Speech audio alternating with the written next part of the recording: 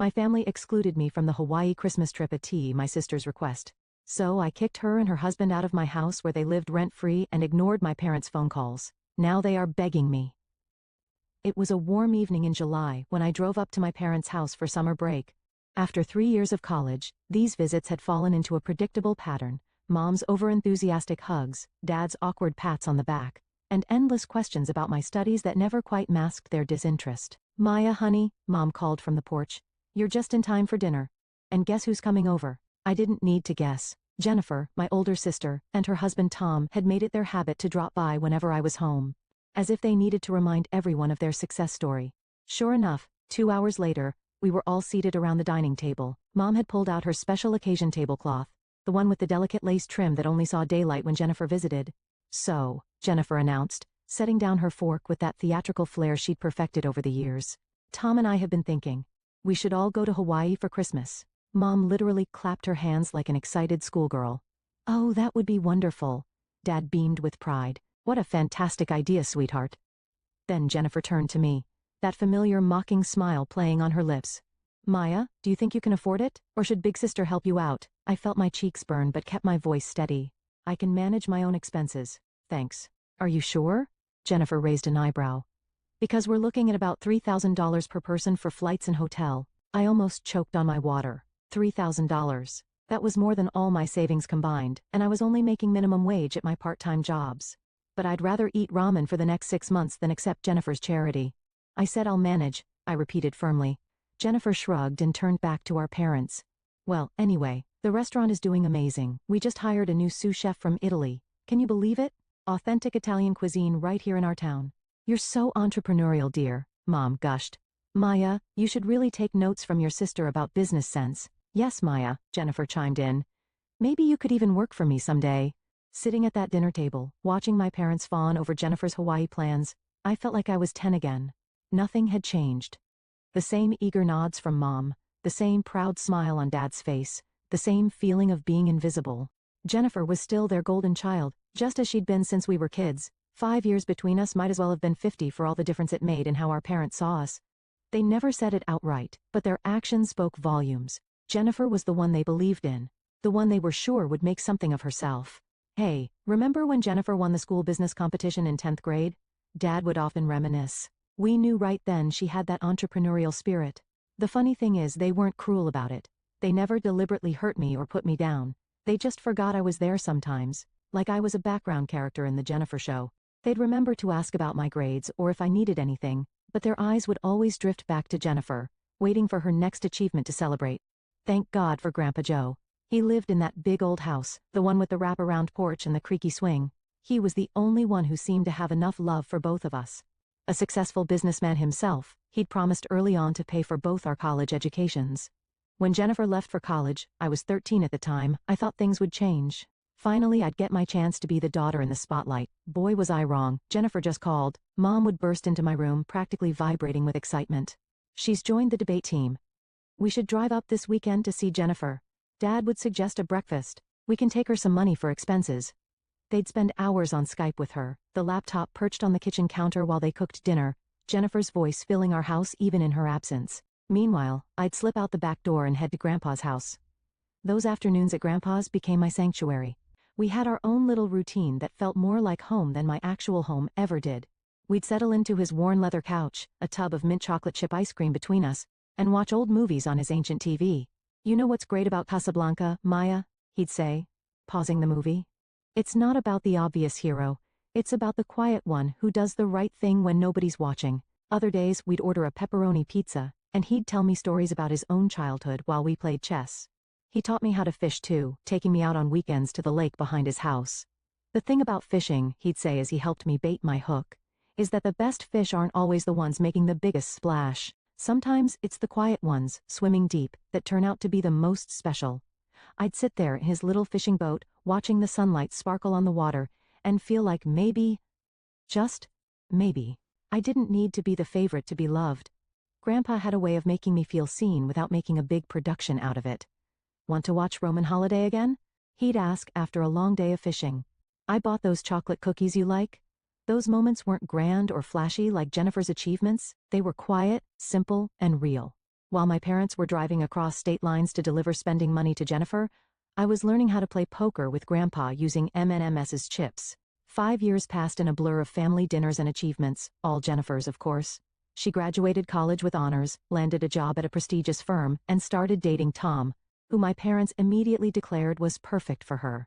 Meanwhile, I was preparing for my own college journey. The day I left for college, Grandpa hugged me tighter than he ever had before.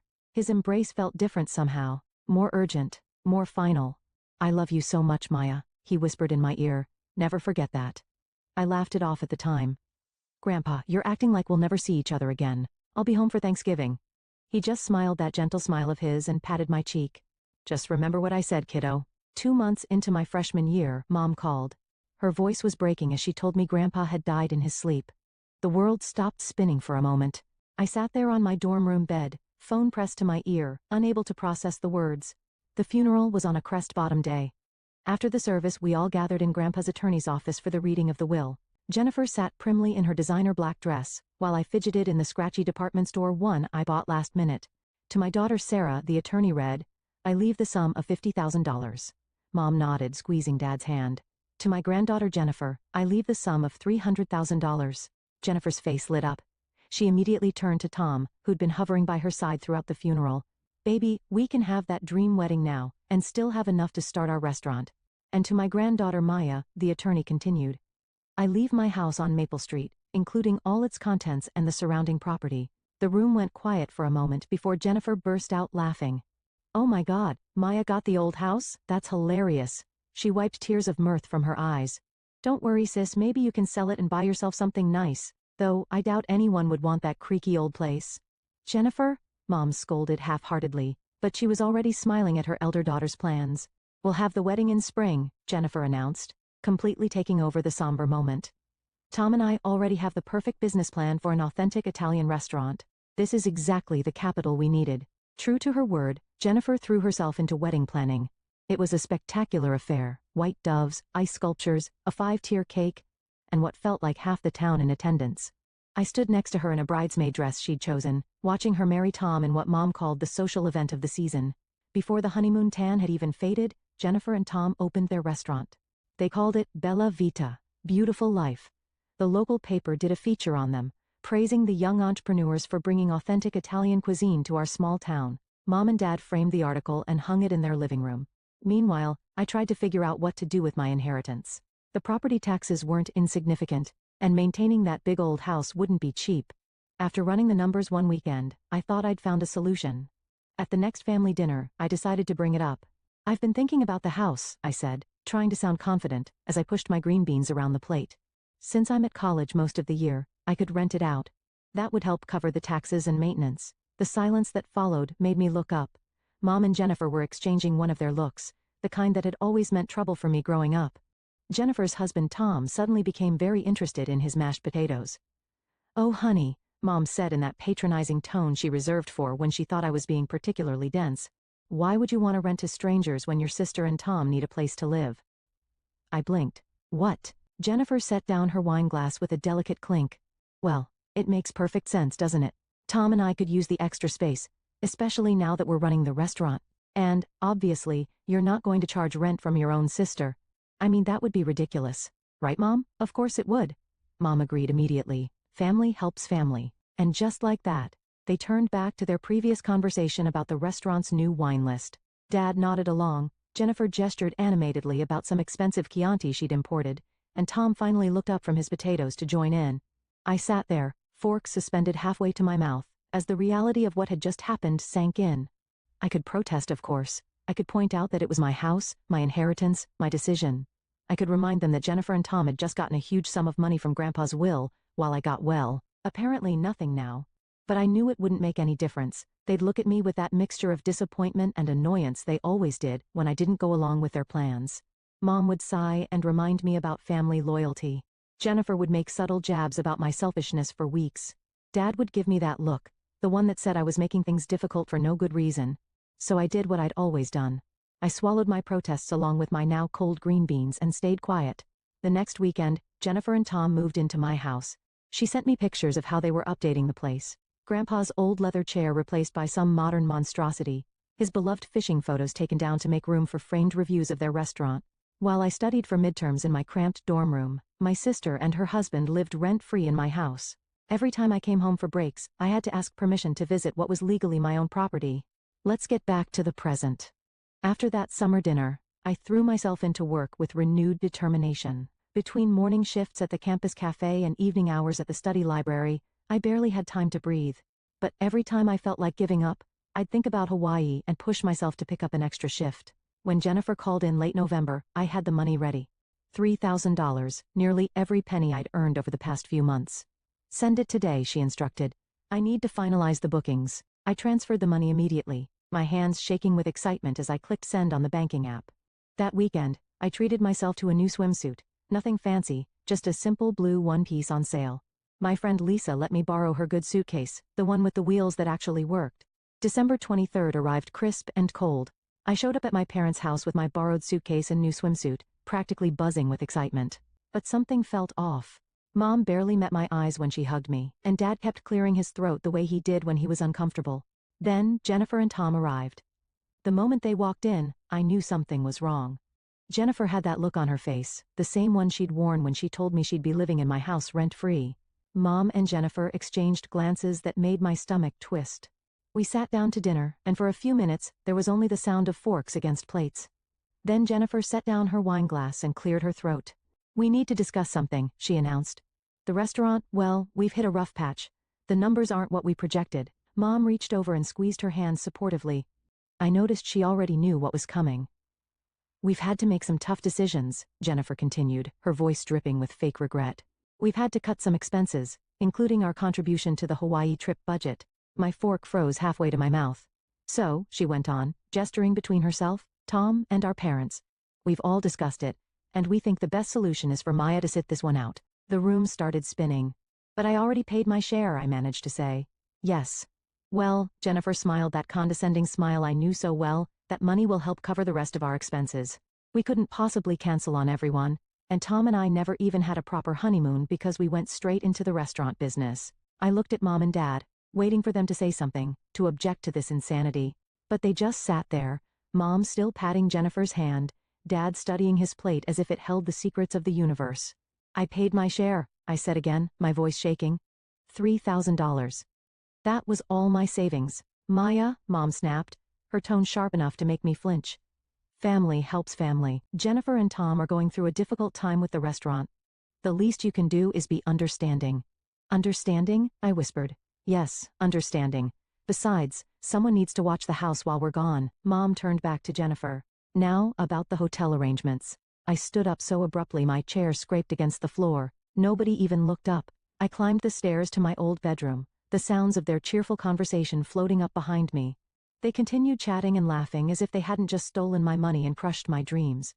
Lying in my childhood bed that night, staring at the glow in the dark stars Grandpa had helped me stick on the ceiling years ago, I made my decision. The next morning, I played my part perfectly. I stood on the front porch, smiling and waving as they loaded their luggage into 2 waiting taxis. Don't forget to water Mom's plants, Jennifer called out, adjusting her designer sunglasses. And check the mail every day, Mom added. Don't worry about a thing, I assured them, still smiling. Jennifer leaned out the taxi window. I'll send you lots of photos. So you won't feel left out. She laughed as if she'd just made the funniest joke. I kept waving until both taxis disappeared around the corner. Then I walked straight to my car and drove to Grandpa's house, my house. Tom and Jennifer's belongings were everywhere. Her clothes filled the closets Grandpa's suits once occupied. Their pretentious art hung where his fishing photos used to be. Their wedding photos sat on the mantel where Grandpa kept our chess set. I started in the master bedroom, pulling out suitcases and boxes, methodically packing everything. Designer clothes, expensive shoes, Tom's custom-made suits, all of it went into boxes and bags. I found their important documents in Grandpa's old study and packed those too. The moving company charged me triple their usual rate for Christmas Eve service. My next stop was a 24-hour locksmith. He also charged a holiday premium, but I didn't care. I watched with satisfaction as he changed every lock in my house. I drove back to campus, arriving just as my friends were starting their orphan Christmas celebration, our nickname for the holiday party we threw for students who couldn't or didn't want to go home. Maya! Lisa exclaimed when I walked in. I thought you'd be in Hawaii by now. Change of plans, I said, accepting the cup of hot chocolate she offered. But you know what? I think I'm exactly where I need to be. For a week my phone buzzed constantly with Jennifer's updates from Hawaii. Each notification felt like a deliberate jab to the ribs. Living our best life. Read the caption under a photo of Jennifer and Tom sipping cocktails on the beach. Making memories with the people who matter most, accompanied a sunset dinner picture. My Instagram feed became a showcase of their perfect Hawaiian vacation. Jennifer lounging by infinity pools, mom and dad smiling at luau's, Tom trying to surf. Every photo was carefully filtered and captioned with nauseating platitudes about family time and much-needed breaks from running a business. The worst was her post about knowing when to step back from work and enjoy life. That one came with a photo of all of them holding champagne glasses at a New Year's Eve party, paid for with my savings. Then, early on New Year's Day, my phone exploded. Maya, why are all of Jennifer's things in our living room? Mom, call me immediately. Dad, what the hell did you do with our stuff? Jennifer, the locks aren't working. Did you change them? Tom, I watched the messages roll in, my phone buzzing like an angry hornet. This is completely unacceptable. Call us now, Mom. If you don't bring the new keys right now, you'll regret this. Jennifer, Maya Elizabeth Parker, answer your phone this instant. Dad. The messages kept coming, growing increasingly angry.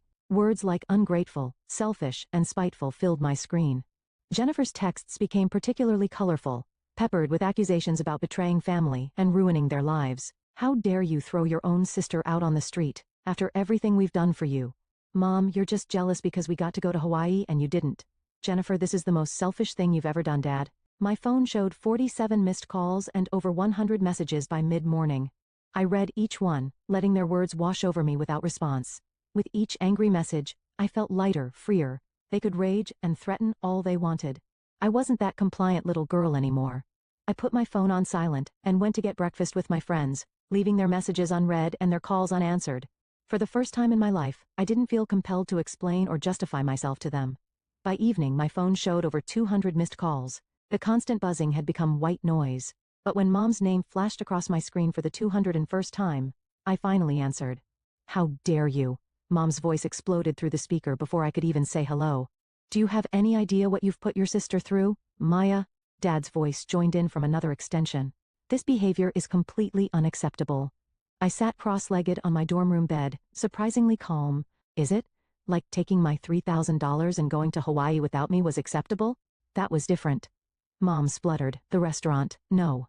I cut her off, my boy steady. Let me talk. For once in my life, just let me talk. Amazingly, they fell silent. You took my money I worked double shifts to earn. You let Jennifer and Tom live in my house rent-free while they ran their restaurant. You've always treated me like I was nothing compared to Jennifer. Always. That's not, Dad started. Remember my high school graduation? You left early because Jennifer called about a job interview. My college acceptance letter? You barely looked at it because Jennifer had just started dating Tom. Every achievement, every milestone in my life has been overshadowed by Jennifer's latest whatever. The words poured out of me, years of hurt and resentment finally finding their voice. And then Hawaii. You didn't just take my money. You laughed about it. Jennifer sent me mocking photos. Do you have any idea how that felt? To know my own family could be so cruel? The silence on the other end stretched out. Finally Mom spoke, her voice softer but still defensive. Maya, you have to understand, Jennifer and Tom are really struggling with the restaurant. They need help. And I needed parents who cared about me as much as they cared about Jennifer. I needed a sister who didn't treat me like a doormat. I needed a family who saw me as more than just Jennifer's backup plan. But where will they live? Mom's voice cracked. They can live with you just like they are now. Or they can rent an apartment like normal adults. My house isn't their safety net anymore. And starting next month, I'm renting it out to actual paying tenants. You can't, Mom began. I can, and I will. I've already talked to a property management company. The lease is being drawn up. I hung up before they could respond. 30 minutes later, my phone lit up with messages from Jennifer. You vindictive witch. Read the first one. You've ruined everything. I hope you're happy now that you've destroyed our lives. Each message was nastier than the last, a stream of vitriol that would have devastated me a year ago. Now, I just turned off my phone and went to sleep. That was a year ago. I'm in my senior year now, and I haven't spoken to any of them since. Through the family grapevine, I hear things. The restaurant finally went under completely. Jennifer and Tom are still living with our parents, supposedly regrouping before their next venture. Meanwhile, the property management company I hired found excellent tenants for Grandpa's house. The rent they pay covers taxes with enough left over to build a decent savings account. I'm careful with the money. I think Grandpa would be proud of that. Sometimes, usually late at night when I can't sleep, I wonder if we'll ever reconcile. If Mom will ever understand why I did what I did. If Jennifer will ever see me as an equal rather than a convenience. If Dad will ever stand up for me the way he always stood up for her.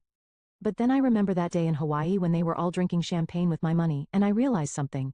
I don't need their understanding anymore.